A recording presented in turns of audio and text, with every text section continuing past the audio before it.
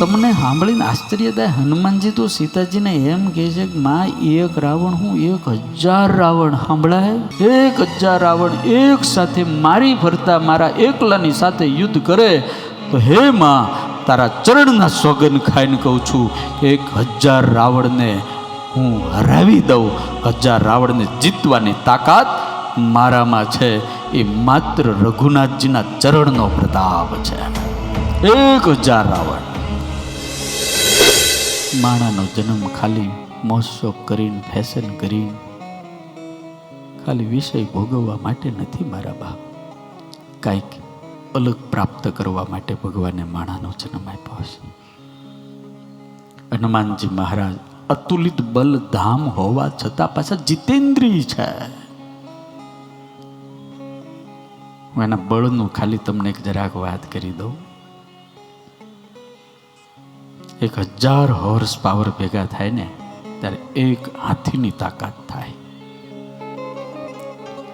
એવા 10 હાથીની તાકાત ભેગી થાય ને ત્યારે એક મધજરતા હાથીની શક્તિ થાય.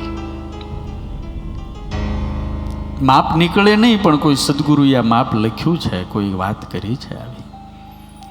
અને એવા 10,000 હાથીની શક્તિ ભેગી થાય ત્યારે એક ઐરાવતની શક્તિ થાય. ઇન્દ્રની પાસે હાથી છે ને, હાથ ઊંઢવાળો. આપણા 10,000 મધજરતા હાથીની તાકાત બરોબર એક ઐરાવત. એવા 1,00,000 ઐરાવત ભેગા કરો અને જે શક્તિ થાય એટલી શક્તિ ખાલી ઇન્દ્રમાં છે. ઇન્દ્ર કઈ સામાન્ય નથી ભાઈ, એની જ પૂજા થાય યજ્ઞમાં.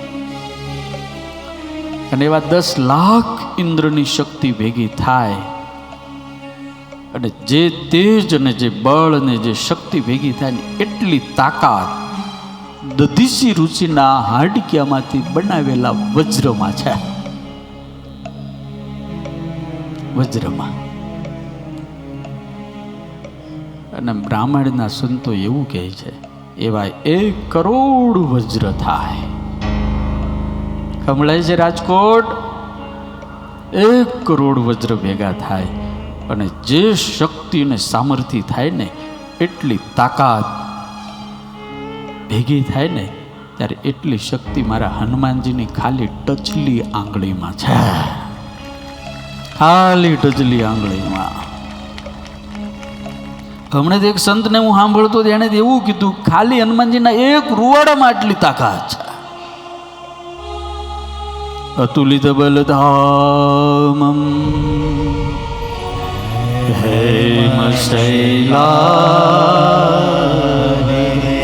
અતુલિત બલધામ.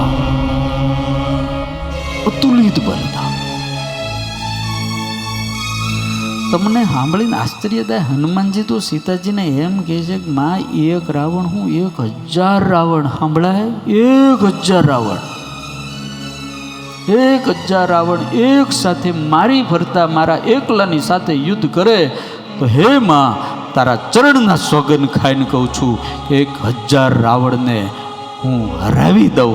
1000 રાવણને જીતવાની તાકાત મારામાં છે. એ માત્ર રઘુનાથજીના ચરણનો પ્રતાપ છે. 1000 રાવણ. આવો બળ્યો હનુમાન તો એની આંખ નિયમમાં છે, એની જીભ નિયમમાં છે, એના પગ નિયમમાં છે, એની બુદ્ધિ નિયમમાં છે, એનું બધું જ નિયમ અને પોતાના વિવેકમાં છે. એનું મગજ ક્યારેય છટકતું નથી. લ્યો, એકમાત્ર હનુમાન એવા છે. ગમે એટલો આવેશ આવ્યો હોય, ગમે એટલી સફળતા થઈ હોય, ગમે એટલી મોટી છલાંગ મારી હોય, પણ સિંગલ વખત મારો દાદો ક્યારે વિવેક ચૂક્યા નથી યાર. હનુમાનજી મહારાજ બહુ મસ્ત છે. ખાવો પીવો ચકો મત, ખાવો પીવો ચકો મત, બોલો ચાલો બકો મત, દેખો ભાલો તકો મત, અને ચાલો હાલો થકો મત. હનુમાનજી મહારાજ પરમ વિવેકી છે.